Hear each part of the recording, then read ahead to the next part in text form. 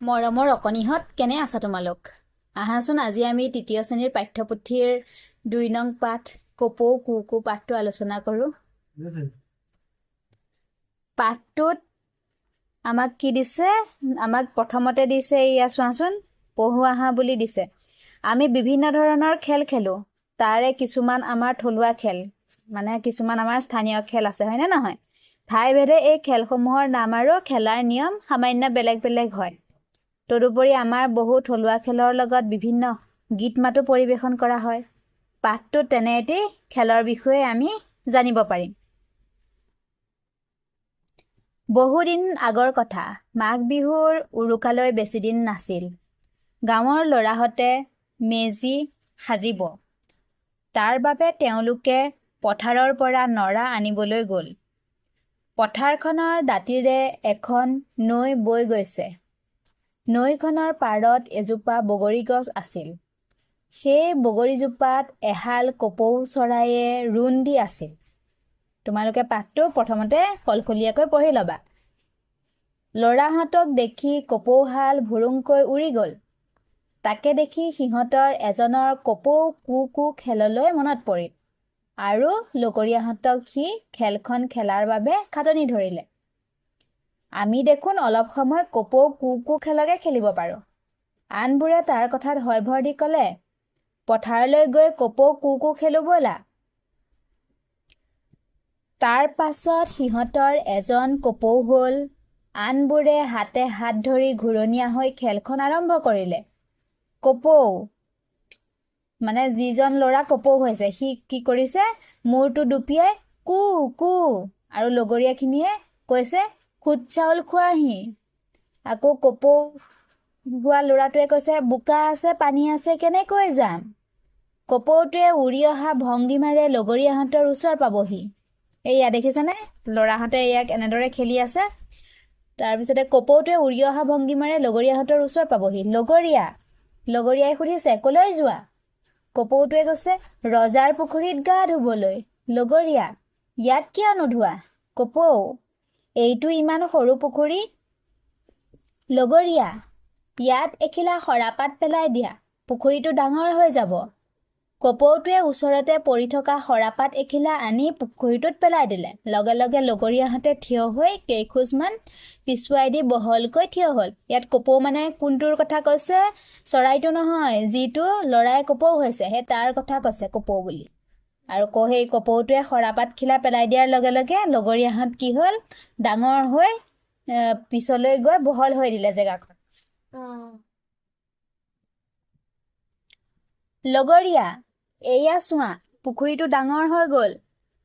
কপৌৱে কৈছে বাহ বাহ, পুখুৰীটো চোন সঁচাকৈয়ে ডাঙৰ হৈ গ'ল। ইয়াৰ পাছত কপৌটো পুখুৰীলৈ সোমাই যাব আৰু এইদৰে গীত গাব। লগৰীয়া সুৰ লগাই ক'ব পদুম ফুলৰ চকা। কপৌ হাত দুখন তললৈ কৰি আঁঠু চুই পানীৰ জোখ দেখুৱাই দিব আৰু গাব ইমান ইমান পানী। লগৰীয়া গংগাৰাণী। কপৌ ইমান ইমান বোকা। লগৰীয়াহঁতে হাতত ধৰাধৰিকৈ থিয় হ'ব আৰু কপৌৱে গাব। লগৰীয়া সুৰ লগাই ক'ব পদুম ফুলৰ চকা। কপৌ বেজি দিওঁ দিওঁ। লগৰীয়া কেইটাই কি কৰিব, হাত জোকাৰি নিদিবা নিদিবা। তাৰপিছতে কপৌ হোৱা ল'ৰাটোৱে ক'ব ওলাই যাওঁ যাওঁ। লগৰীয়াহঁতে আকৌ ক'ব নাযাবা নাযাবা। এইদৰে দুবাৰমান খেলি কপৌজনী পুখুৰীৰ পৰা ওলাই যাবলৈ বিচাৰিব আৰু লগৰীয়াহঁতে ওলাই যাবলৈ নিদিব। কপৌ, তোমালোকৰ কাণ দুখন কোনে নিলে? লগৰীয়াহঁতে ক'ব কোনে নিলে? কপৌৱে চিলনীয়ে নিলে। লগৰীয়াহঁতে হাত এৰি নিজৰ কাণ খেপিয়াই চালে। সেই চেগতে কপৌজনী ওলাই গ'ল। লগৰীয়াহঁতে কু কু বুলি কপৌৰ পিছ ল'লে। মানে খেলখনত প্ৰথমতে কপৌজনীক ওলাই যাবলৈ নিদিয়ে। লগৰীয়াহঁতে বিভিন্ন বুদ্ধি কৰি কপৌ হোৱা ল'ৰাটোক ভিতৰতে বন্দী কৰি ৰাখে। কিন্তু কপৌ হোৱা ল'ৰাটোৱেও আকৌ ওলাই যাবলৈ চেক বিচাৰি থাকে আৰু সি এটা বুদ্ধি পাঙি সিহঁতক কাণ দুখন কোনে নিলে বুলি কোৱাৰ লগে লগে সিহঁতে যেতিয়া কাণ দুখন চুব সি সাউট কৰে ওলাই লৰ মাৰিলে, হয়নে নহয়? এনেদৰে বিভিন্ন ধৰণৰ স্থানীয় খেলবোৰ খেলা হয়। এইটো এটা থলুৱা খেল। আমি এই পাঠটোত কিহৰ বিষয়ে জানিলোঁ? এটা থলুৱা খেলৰ বিষয়ে জানিলোঁ। তোমালোকে এইটো আজৰি সময়ত খেলি চাবা। আহাচোন এতিয়া আমি পাঠটোত থকা প্ৰশ্নখিনি চাওঁ। এতিয়া দিছে ক্ৰিয়াকলাপ। মেজি কোনটো বিহুত সাজে? আমি জানো মেজি কোনটো বিহুত সাজে? ভোগালী বিহুত, হয়নে নহয়? ল'ৰাহঁত পথাৰলৈ কিয় গৈছিল? ল'ৰাহঁতে পথাৰলৈ কিয় গৈছিলে? মেজি সাজিবৰ বাবে পথাৰৰ পৰা কি আনিবলৈ গৈছিলে? নৰা আনিবলৈ গ'ল। প্ৰশ্নখিনি পিছত মই লিখিত আকাৰে দিম বাৰু তোমালোকক। কাক দেখি ল'ৰাহঁতৰ কপৌ কু খেলিবলৈ মন গৈছিল? পথাৰৰ কি দেখিছিলে? এহাল কপৌ চৰাই ৰুণ দি থকা দেখি কপৌহাল আৰু ভুৰুংকৈ উৰি গুচি গ'ল, হয়নে নহয়? তাৰপিছতে লগৰীয়াহঁতৰ সেই খেলখন খেলিবলৈ মন গ'ল। কপৌজনীয়ে কি কথা কৈ পুখুৰীৰ পৰা ওলাই দৌৰিছিল? কপৌজনীয়ে কৈছিলে যে তোমালোকৰ কাণ দুখন কোনে নিলে? চিলনীয়ে নিলে। এইদৰে কৈ পেলাই সি পুখুৰীৰ পৰা ওলাই দৌৰিছিল। ৰজাৰ পুখুৰীত কোনে গা ধুব বিচাৰিছিলে? ৰজাৰ পুখুৰীত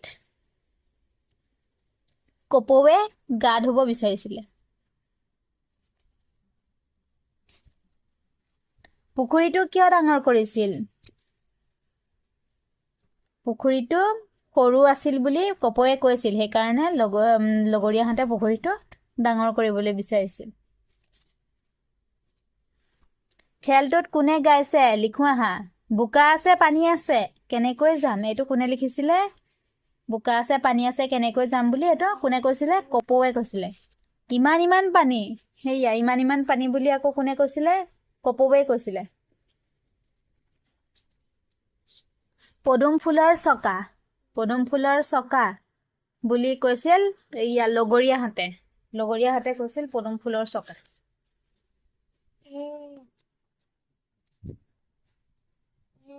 কপৌ কু খেলটো এটা ক্ৰমত খেলা হয়। সেই ক্ৰমৰ লগত সংগতি ৰাখি তলৰ পৰ্যায়বোৰ সঠিক ক্ৰমত নম্বৰৰ সৈতে আস্তেনি মিলো। কপৌৱে লগৰীয়াহঁতক হাতে হাতে ধৰি সজা ঘেৰটোৰ মাজলৈ যোৱা। এইখিনি ক্ৰম অনুসাৰে সজাবলৈ দিছে। আমি প্ৰথমতে কৰিব লাগিব যে এজন খেলুৱৈক কপৌ হিচাপে বাছনি কৰা, এইটো প্ৰথম হ'ব। তাৰ পাছত ছেকেণ্ডত 2 নম্বৰ হ'ব ল'ৰাহঁতে ইজনে সিজনৰ হাত ধৰি ঘূৰণীয়াকৈ থিয় হোৱা। আৰু 3 নম্বৰতে হ'ব কপৌৱে লগৰীয়াহঁতে হাতে হাত ধৰি সজা ঘেৰটোৰ মাজলৈ যোৱা। 4 নম্বৰতে হ'ব কপৌটোৱে পাত এখিলা পেলাই পুখুৰীটো ডাঙৰ কৰা। আৰু 5 নম্বৰতে ঘেৰৰ মাজৰ পৰা কপৌটো বাহিৰলৈ ওলাই দৌৰ মৰা। এনেদৰে আমি সঠিকভাৱে সজাব পাৰোঁ।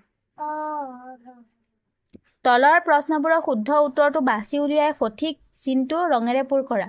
খেলখনৰ পুখুৰীটো মনে সজা, বোকা পানীয়ে হাতে হাত ধৰি সজা, গছপাতেৰে সজা। কোনটো হ'ব? খ নম্বৰটো, হাতে হাত ধৰি সজা। পুখুৰীটো কেনেকৈ ডাঙৰ কৰিছিল? খান্দি, গছৰ পাত পেলাই, হাতবোৰ খুলি দি, বেজি পেলাই। কোনটো হ'ব?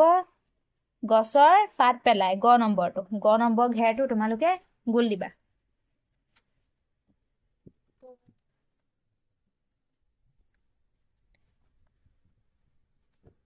এতিয়া আহিলে বাওঁফাল আৰু সোঁফাল মিলোৱা।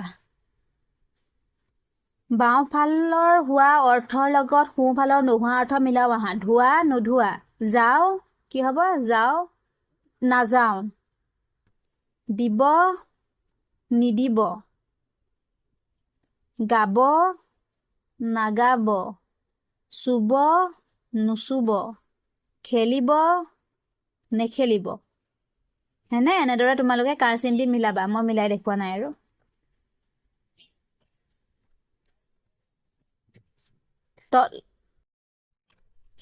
এয়া এইখিনি মই মিলাই দেখুৱাই দিছোঁ, চাই ল'বা তোমালোকে। এতিয়া আহাচোন তলৰ শব্দবোৰ ব্যৱহাৰ কৰি একোটাকৈ বাক্য সাজা। কপৌ তোমালোকে বেলেগ ধৰণেও সাজিব পাৰা। মই এয়া কেইটামান উদাহৰণ দি দিছোঁ। বাক্য শাৰী শুদ্ধ হ'লেই হ'ল আৰু। কপৌ শব্দটো লগাই মই বনাই দিছোঁ এইটো। গছৰ ডালত এহাল কপৌ চৰাই বহি আছে। পুখুৰী, গাঁওখনত এটা ডাঙৰ পুখুৰী আছে। ভুৰুংকৈ, চেক বুজি কপৌজনী ভুৰুংকৈ উৰি গ'ল। চকা, চাইকেলৰ চকা 2টা থাকে। পথাৰ, ল'ৰাহঁতে নৰা আনিবলৈ পথাৰলৈ গ'ল। কাণ, আমাৰ কাণ 2খন। এতিয়া আকৌ দিছে আস্তানি মিলাও আহা। উদাহৰণ এটা দি দিছে, কপৌৱে ৰুণ দিয়ে। পাৰ চৰাই কি কৰে? ৰুণ দিয়ে। কুকুৰাই ডাক দিয়ে। কুৰুৱাই ৰাও পাৰে। এনেদৰে মিলাই ল'বা তোমালোকে। আলোচনা কৰোঁ আৰু লিখোঁ আহা। এইখিনি হৈছে জ্ঞান সম্পহৰণ। বাকীবোৰে হয়ভৰ দি ক'লে, পথাৰলৈ গৈ কপৌ কুকু খেলো ব'লা। সিহঁতে বগৰীজোপাৰ তলত নেখেলি পথাৰখনলৈ কিয় খেলিবলৈ গ'ল বুলি ভাবা? কিয় খেলিবলৈ গ'ল? কাৰণ পথাৰত খেলিবলৈ সিহঁতে আহল বহল জেগা পাব, হয় নে নহয়? বগৰী গছৰ দৰে কেইবিধমান কাঁইটীয়া গছৰ নাম লিখা। আৰু আনহাতে বগৰীজোপাৰ তলত নেখেলি পথাৰলৈ গ'ল, বগৰীৰ তলত কাঁইটো পৰি থাকিব পাৰে, হয় নে নহয়? সেইটো এটা কাৰণ। বগৰী গছৰ দৰে কেইবিধমান কাঁইটীয়া গছ কি হ'ব পাৰে বাৰু? গোলাপ ফুলতো কাঁইট থাকে, বেঙেনা গছতো কাঁইট থাকে, হয়নে নহয়? তেনেদৰে তোমালোকে আৰু চিন্তা কৰি লিখিবাচোন। এইফালৰ পাঠটোত চোৱা, বিহুৰ সময়ত কণী যুঁজ খেল তোমালোকে দেখিছানে? কণী যুঁজ অসমৰ এবিধ পৰম্পৰাগত খেল। এই খেলবিধ সাধাৰণতে মাঘ বিহুৰ সময়ত খেলে। আমাৰ ৰাজ্যৰ বিভিন্ন অঞ্চলত আৰু কিছুমান এনে খেল আছে। কণী যুঁজ খেল তোমালোকে দেখিছানে নাই বাৰু? মাঘ বিহুৰ সময়ত যে খেলে। এতিয়া তলত এটা দফা দিছে, চোৱাচোন। ঘটনাটো 1904 খ্ৰীষ্টাব্দৰ। সেইবাৰ অলিম্পিক আমেৰিকাত অনুষ্ঠিত হৈছিল। আমেৰিকাৰ দলত জৰ্জ আইজাৰ নামৰ এজন খেলুৱৈ আছিল। আইজাৰৰ জন্ম হৈছিল জাৰ্মানীত। সৰুতে এটি ৰেল দুৰ্ঘটনাত তেওঁ বাওঁ ভৰিখন হেৰুৱায়। তাৰ পাছত তেওঁ কাঠৰ ভৰি লগাই অলিম্পিকত অংশগ্ৰহণ কৰিছিল। আইজাৰে তাত 6টাকৈ পদক জয় কৰিছিল। জিমনাষ্ট আইজাৰে 3টা সোণ, 2টা ৰূপ আৰু 1টা ব্ৰঞ্জৰ পদক পাইছিল। অলিম্পিক জিমনাষ্টিক্সত এনেদৰে পদক জয় কৰা বিশ্বত এনেকুৱা আন কোনো খেলুৱৈ নাই। 1904 খ্ৰীষ্টাব্দৰ পাছত আইজাৰে আমেৰিকাৰ হৈ আন প্ৰতিযোগিতাত অংশগ্ৰহণ কৰিছিল। সাহস আৰু ইচ্ছা থাকিলে সকলো কামতে সফল হ'ব পাৰি। জৰ্জ আইজাৰ তাৰ এটা উদাহৰণ।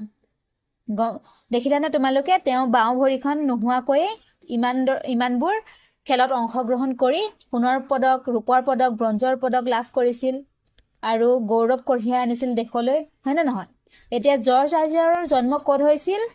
জৰ্জ আইজাৰৰ জন্ম হৈছিল জাৰ্মানীত। এইটো তোমালোকে লিখি ল'বা। আইজাৰে ভৰিখন হেৰুৱাৰ পাছতো কিদৰে খেলিছিল? আইজাৰে ভৰিখন হেৰুৱাৰ পাছতো কি কৰিছিলে? কাঠৰ ভৰি এখন লগাই তেওঁ অলিম্পিকত অংশগ্ৰহণ কৰিছিল বা এনেদৰে খেলিছিল। কোনো কামত সফল হ'বলৈ হ'লে কি গুণ থাকিব লাগে? সাহস আৰু ইচ্ছা থাকিব লাগে, হয়নে নহয়? সাহস আৰু ইচ্ছা থাকিলে আমি সকলো কামতে সফল হ'ব পাৰোঁ।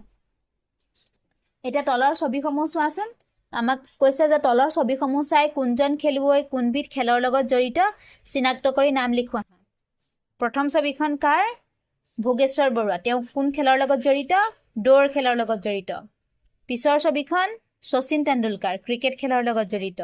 তাৰ পাছৰ ছবিখন হৈছে মেৰী কম, বক্সাৰৰ লগত জড়িত। তাৰ পাছৰ ছবিখন হৈছে লাভলীনা বৰগোহাঁই, বক্সাৰ। এইফালে চোৱাচোন, দলত আলোচনা কৰি তলৰ খেলবোৰৰ ছবিৰ সৈতে নামবোৰ আঁচটানি মিলাও আহা। এইটো খেল হৈছে খো-খো খেল, এইটো খেল হৈছে টাংগুটি খেল, এইটো টেকেলি ভঙা খেল আৰু এইটো হৈছে হাও খেল। এনেদৰে তোমালোকে মিলাই ল'বা। আহাচোন এতিয়া প্ৰকল্পটো চাওঁ। কপৌ কুকু খেলৰ নিচিনা তোমালোকে আন কি খেল খেলা তাৰ এখন তালিকা প্ৰস্তুত কৰা। আমি কি খেল খেলো কপৌ কুকু খেলৰ নিচিনা? উঠা বহা খেল খেলো, পাৰ পানী, ৰজাৰাণী, হয়নে নহয়? আৰু 11 নম্বৰটো দিছে তোমাৰ পৰিচিত আন খেলুৱৈৰ ছবি সংগ্ৰহ কৰি আঠা লগাই খেলুৱৈজনৰ নাম আৰু তেওঁ কি খেলৰ লগত জড়িত লিখি এখন এলবাম প্ৰস্তুত কৰা। ইয়াত দেখাৰ নিচিনাকৈ তোমালোকে ফটোখন লগাবা, তলত খেলুৱৈজনৰ নাম আৰু কি খেলৰ লগত জড়িত লিখি এটা সুন্দৰকৈ এলবাম প্ৰস্তুত কৰিবা। আশা ৰাখিছোঁ তোমালোকে পাঠটো ভালদৰে পঢ়িবা।